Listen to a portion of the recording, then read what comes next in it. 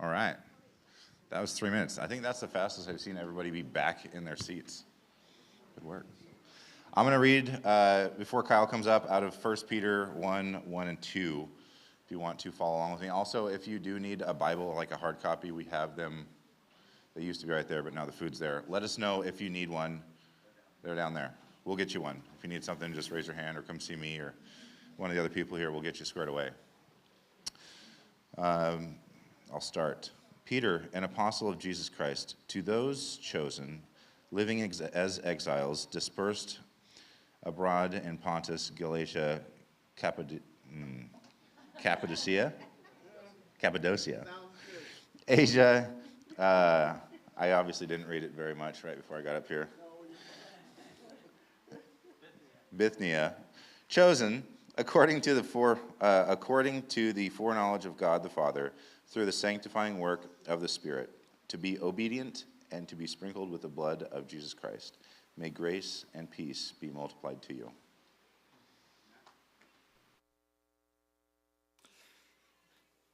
Well, good morning. If we haven't met yet, my name is Kyle. I'm the lead pastor here at Generations Church, and we are introducing a new series as we head into the fall called Everyday Church, Jesus People in the Shadow of an Empire. A lot of times I get asked when I'm networking in the community, having conversations with people who are just trying to explore, like, what's going on in and around Generations Church. I totally get that sometimes we can be like a confusing group of people, especially if you've got any sort of church background or maybe religious expectations, and you step into a place that you're like, hey, we want people to move around during our gathering, and hey, we want people to be vulnerable and share. I fully get that can be a confusing kind of thing. And one of the questions that I get asked is, hey, why did you start Generations? Why start a church? And really the answer comes down to, I would say a few things, but I'll try to boil it all the way down. It's because God is love, and he sees people, and he wants them to know that they are loved and have a place with him for forever.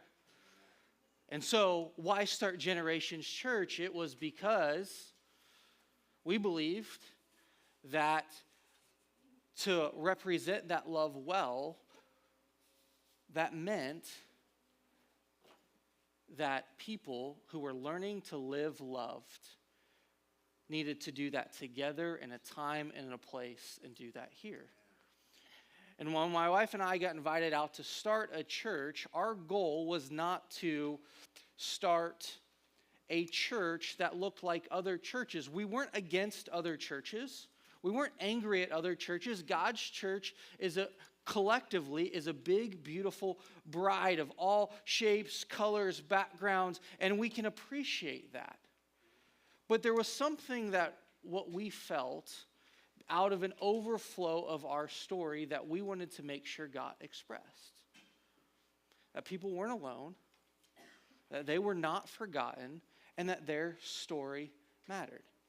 And so if you've never heard that before, let me just say right off the top that I can say that with full confidence, that because of Jesus, you're not alone, you are not forgotten, you haven't been forgotten, and your story matters. Because the God of the universe stepped out of heaven, walked on earth, died on the cross, and was victoriously raised, and is preparing a place of eternity for us. And you can have a relationship with him and experience an abundant, full life now. And when you have that relationship, when you have that connection, what starts to happen is that just starts to leak out. It's the old, I guess, symbology of if someone bumped into me and this cup spilled, and out comes coffee. Why did coffee come out of this cup?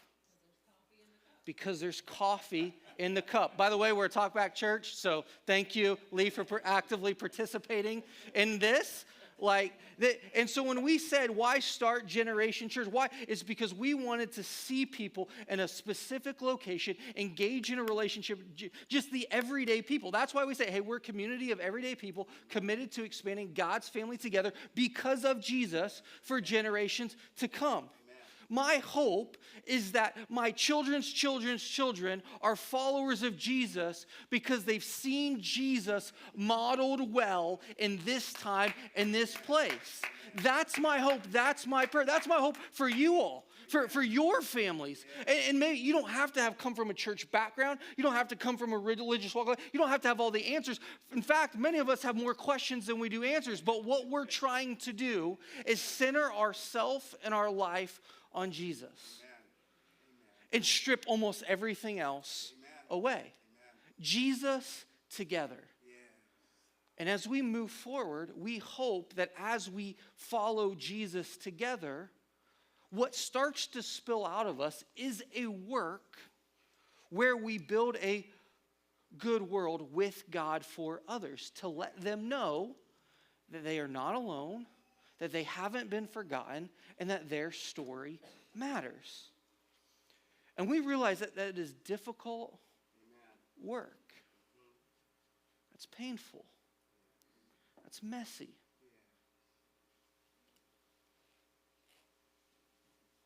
And in some ways, it's okay to not be okay. But we need each other to remind and encourage that Jesus is the way, the truth, and the life, and that we can follow him together and work out our salvation with fear and trembling, to work out what it means to follow him well in the midst of this Western context, in this Pacific Northwest, in Clark County. What does it mean for you to follow Jesus precisely where he's placed you? And in some ways, we've got people who have gone before us, who have tried to follow Jesus well, and have had all sorts of questions, and there's been all kinds of challenges. There's been pushbacks, and that's where we have some of the letters in our Bibles. In this case, we have Peter writing to a group of people who are struggling with following Jesus well in their time and in their place. And this is recently after Jesus had been resurrected. It's been several years as the apostles, Jesus' closest friends and followers, have gone and talked about the way of Jesus. And people are struggling because the picture that they had for life and what life should be wasn't quite panning out. Right. Life free of pain, or life free of difficulty, or even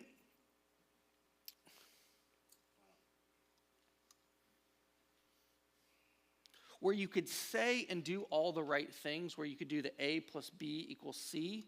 If you just did that enough, again, that you would always get C, which meant you always got things up and to the right. Sorry, I'm in finance, so a little bit of the up and to the right imagery just kind of makes sense. We struggle with feelings at times that make us uncomfortable. And I don't know about you, like, even what Charles did up here, and like sharing his vulnerability, what I've done at previous times over the life of generations, what others have done, and being able to share their messages, not just from stage or from a platform, but in conversations around tables, at breweries over a beer, like out on the golf course, like in the neighborhood, sitting on some chairs, like just talking about life. Being able to do that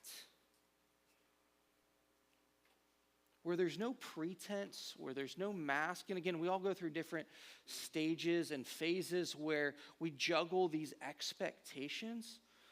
Why start Generations Church? Why start a church? It's because we wanted people to know that they are loved, and despite what the social expectations or the pretense or even maybe some faulty religious background told you, is that you can bring your whole self to Jesus. And as people walk with Jesus and also bring their full selves to him, to just know that people aren't afraid and aren't scared and aren't going to run. We're not going to be perfect. We're not going to have it all together, but we're going to do our best to follow Jesus well together. Now, there's all kinds of pushback and challenges when I say that. There's all kinds of interruptions that want to prevent us from doing that well. In fact, in the conclusion of this letter, 1 Peter, as we're going to walk through this fall, we're going to discover that Peter is in Rome, and he calls this place Babylon. And what he's basically doing, he's going to write to these groups of people who are dispersed all over Asia Minor. And he wants to write to encourage them in the midst of their suffering because they're facing hostility and harassment from their Greek and Roman neighbors. But what he's going to do is he's going to adopt various images to help the church maintain a faithful presence wherever they are. In fact, he's going to adopt the tradition of Old Testament prophets for whom Babylon became an archetype for any corrupt nation. What he's going to kind of describe is how do you follow Jesus well in the midst of this Roman Empire, this new Babylon, which is wealthy, is powerful, is militaristic, is oppressive. And like all previous empires, Rome believed it was exceptional, and they wanted everyone to know it. And Roman exceptionalism believed or permeated every part of society. And the influence to worship such exceptionalism was directly undercut by a growing group of people defined by a Jewish rabbi, Jesus of Nazareth. I share that with you because we find ourselves, and I'll just use this phrase loosely, in the midst of a Western American empire. And that's not positive or negative. It's just where we find ourselves. And what we must do is not allow the values of our nation or culture that are counter to the ways of Jesus seep into our souls so that when things bump into us, when life gets difficult, those values, those priorities pour out. Rather, what we hope is that as we run into the difficult things of life, when we are shaken, when we feel like we're about to be crushed, what oozes out of us is the way of Jesus. Not the way of our time and our place. We happen to live in this 21st century, happen to live in the Northwest, so those are the values that get expressed. What we want to see is the values of Jesus be expressed. And so it may feel strange that 1 Peter can actually help us. Because in many ways, we aren't actually persecuted like the recipients of Peter's letter. And what often feels like persecution is really that we're like deplatformed. What I mean by that is Mark Sayers, an Australian preacher, says it this way: we see everything, institutions, social groups, educations, as platforms to make ourselves known to the world and to deliver what we want. Oftentimes, the uncomfortable feelings that we deal with when we are getting pushed back on, it's because the platform or the experience, the consumer experience that we expected to serve our needs ultimately doesn't. And so what do? We just want a bigger platform. And then it'll be better. It would be better. We'll go seek out something else. See, platforms lift us higher. We live in a day and an age where everyone is promised their own platform, where everyone is treated, to use cultural language, king or queen. So in a recent talk, Sayers recounts the origins of platforms by tracing them through Egyptian creation history, where everyone worked for the pleasure of the pharaoh and at the top of the pyramid. In our day, we are increasingly convinced that we need to be at the top of the pyramid and that we are the center of everything. And when in reality, we're at the bottom of an inverted pyramid being exploited. He concludes that in the West, we've gone from being citizens to consumers to products. Which is why I think if you just consider how your weekly experience goes, at times you can feel probably a collective groan. Oh, here we go again. Why am I not surprised?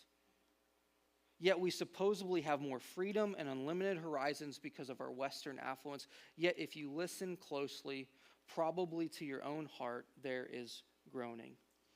And your groan will not be satisfied by a bigger or more distinct platform.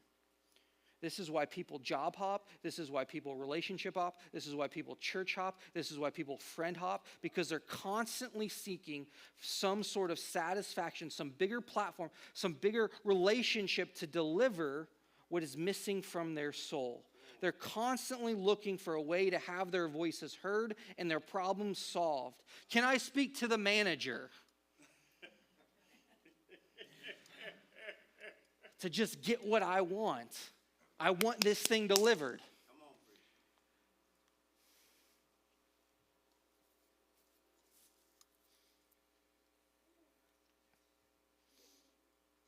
Most people in the West have no intention of ever experiencing a church. They have no need for it. They don't see its utility or its usefulness. Most refer probably to the name of Christ more as a swear word than they do as someone who they'd pledge allegiance to.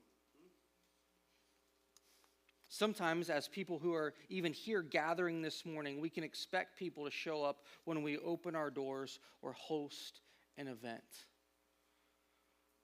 One of the reasons that we started Generations Church was not to throw really big events, to throw open our doors and try to get everyone here. Because I know most of you, and you have people in your lives who are hurting and in need of something that can actually satisfy their soul. And yes, they may walk through those doors. Maybe this morning you walk through those doors and there's something stirring in your heart that's unsatisfied. And we are glad that you're here. And we hope that you connect with people and get to know with Jesus. But I know for 85 to 90% of the people in our lives, where they will experience true hope, true love, true joy, and true peace, is when people who follow Jesus go be that and do that throughout the week. To where we don't rush past people, but we take the time to look at people in their eyes and be patient with them. To when we're not determined by our watch or our schedule, but we're guided by the Spirit that says it's okay for me to slow down here. And actually look into someone's eyes and see how they're doing. Or when a friend or a thought or someone gets brought to our mind, to actually take the time to text them and say, well, I'll see them in a couple weeks. I'm sure they'll be all right till then. But to actually be people who respond and step out and text or call or check in. And we do that not because we're kind or good people, but because the way of Jesus is about a joy and a peace and a grace and a hope that is so rooted in us that it can't help but come out. Belonging to a church where the platform-driven self is constantly challenged is a subversive act. I realize that as we want people to trust and follow Jesus, as you experience a church, and my hope is that Generations continues to be that kind of place where it challenges our selfishness, where it challenges our pride, where it challenges the neat little compartments that we've built our lives around. But I also realize that in that challenge, that it's not going to be easy. And that belonging to a church that calls us to that, because I'm called to that just as much as you. When I get a text or I get a call or someone reaches out to me and says, hey, Kyle, how's your week going? What's going on? Seems like you're having a difficult thing. It challenged me to open up my life in such a way that truly strips away all the pretense.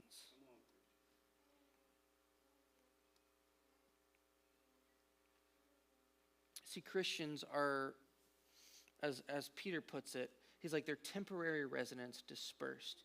They're resident aliens. They're foreigners. They're strangers. They're in exile. And exile is not a geographically defined. Christians are not strangers because they have moved from their homeland to a new country. They're exiles because their identity has been so radically changed that they are no longer at home in their country of birth. We should feel a little bit of conflict in our day-to-day lives, which is why we need each other, which is why when we gather on Sundays, it's to remind each other to keep going. It's worth it. You're not alone. We have an eternity. Keep going. You are loved. And that's why we try to create this space, and that has definitely changed and morphed over time. And in fact, that's the root, that's the core of Generations. So someone who has joined us more recently on our journey. Maybe you've become more aware of us because we have this nice and neat like little ministry center, and like we do some really cool events, and I'm glad that we do those kinds of things. But really our story is rooted in continuing to respond to Jesus together in a time and in a place. Let me tell you one. When we were first gathering in my house as a small group of people trying to figure out how do we do this well together, I was really frustrated because we were going to do a really cool worship Easter event, because at Easter you do a really big and cool worship service and you invite a lot of people to it, and if you can get people to show up, then you'll be able to launch this really great church. And I was really frustrated because we couldn't find a space to meet. And I was like, why don't we have a space to meet? This is so frustrating. I'm so angry about this. And then finally I was like, okay, I can't do this on my own. Go figure, right? There'll be a theme here. Hey, as we're meeting it, can we just pray and talk to God and say, like, what would he have us do? And I threw that out there. And it was Carissa Stickwan and Roy Barker who said, why do we want people to come to us? Why don't we just go to them?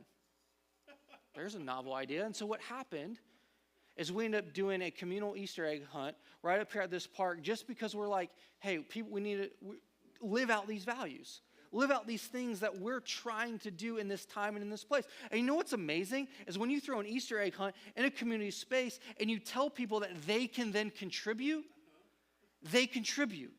Because you know what happens? We got a picture of it. Someone who's just passing by shows up with a donkey for the kids.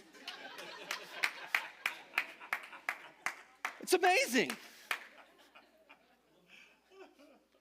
Because what you find is, it is Xavier. Yes, that's crazy how little he was then. That's my oldest on the right there. But right, it's like when you say, how can we go be the presence of Jesus where people are? In this case, it was a community park. And you tell people, you're allowed to bring your full self. You're allowed to contribute. There's no pretense or barrier here. We want you to be included in the community. And guess what happens? That actually then happens.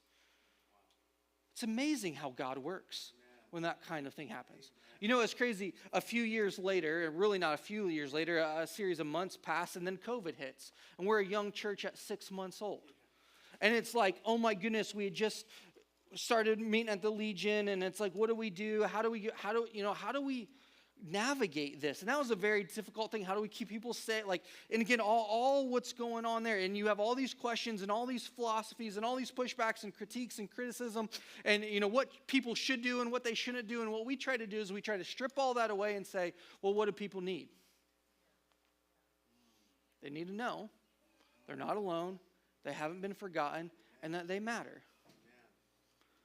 So again, we're talking like, what do we do? What do we do? And, I'm like, don't have all the answers. So what happens is I throw it back out to the team. And by team, I mean our church community at that time.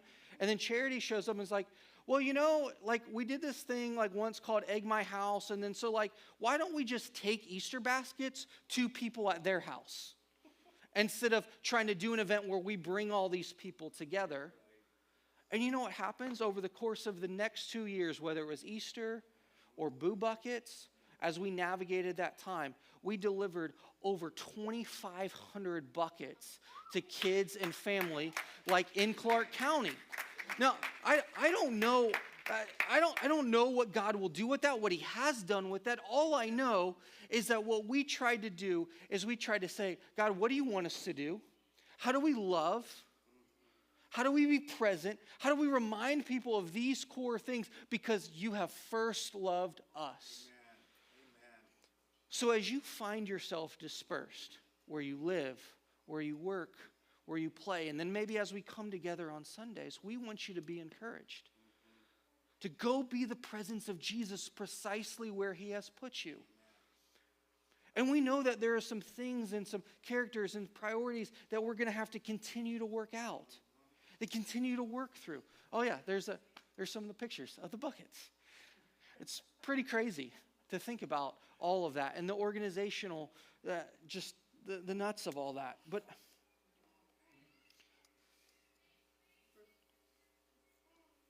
a farmer cannot blame his crops if he fails to sow and to reap. Church, I believe that God has put us in this time, in this place, to help people trust and follow Jesus, to let them know that they aren't alone, that they haven't been forgotten, and that their story matters, to be a tangible presence, to be not a place that does attractional events, but has an attractional community because of how we love, we share what we have, and we're invested in each other's lives. And if we do that well, then generations to come will know the name of the Lord and what he has done, because he is the only one who can satisfy their souls when we have that collective groaning in the midst of, let's just say, this difficult world and sometimes a difficult life. Amen. See, difficulty, challenging times really can be a benefit to the church. It gives us a chance to show the true generous love of Jesus, which is fueled by the hope of his return. This has always been the posture of Generations Church.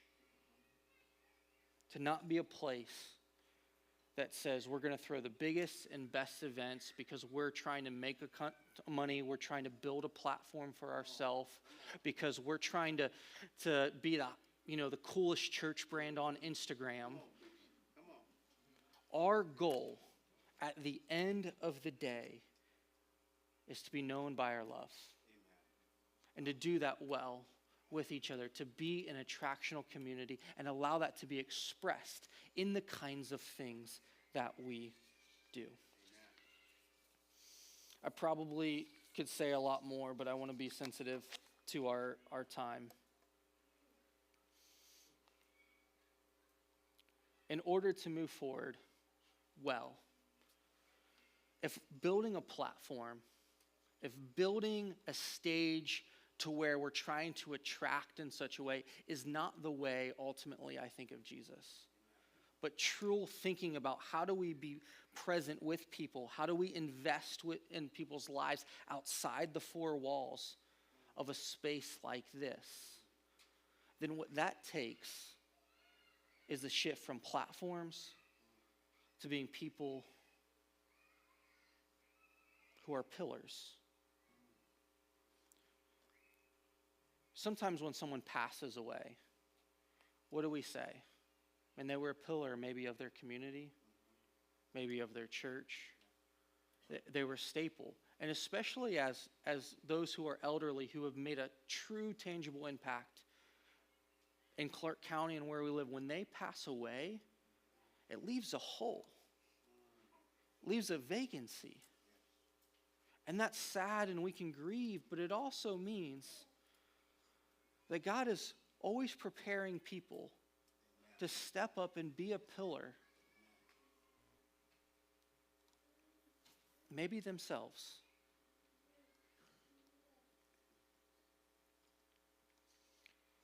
We want to see more people trust and follow Jesus. I don't have enough relational capacity to spend enough time with all of them to model and imitate Jesus well.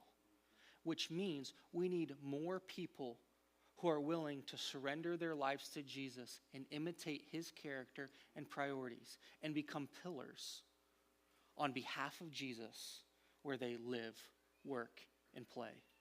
In their neighborhoods, in their workplaces, and in their homes.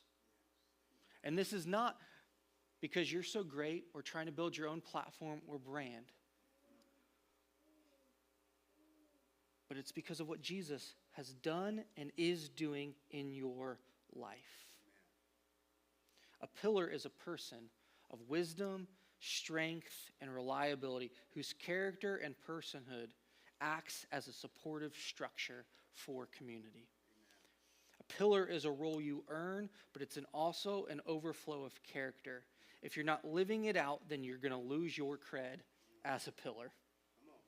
Pillars are built by other people who act as pillars. Pillars emerge from a process of formation, which is why we gather together, why we meet in homes throughout the week, why we meet at breweries and coffee shops, and we check in on each other, is to help each other be formed into the character and priorities of Jesus. And so ultimately, as we work through 1 Peter, I love how he closes verse 2. It says, "May the grace and peace be multiplied in you." The way multiplication is sustained, the way that grace and peace is sustained is through multiple pillars. People being transformed by the goodness and grace of Jesus, letting the Spirit use them in such a way that they make an impact, that they build that credibility. And we resist the temptation to swap out pillars for celebrity or influence. So many of us, we want to live in a community where pillars exist, but still do our own thing. Jesus never did his own thing. He did his Father's thing. So may we as a church not do our own thing, but do Jesus' thing. And take our cue from him and do that together, putting things on the table, ideas, creative ways to simply love, to share what we have, to make room for others, and work for good. May we be a church that does that.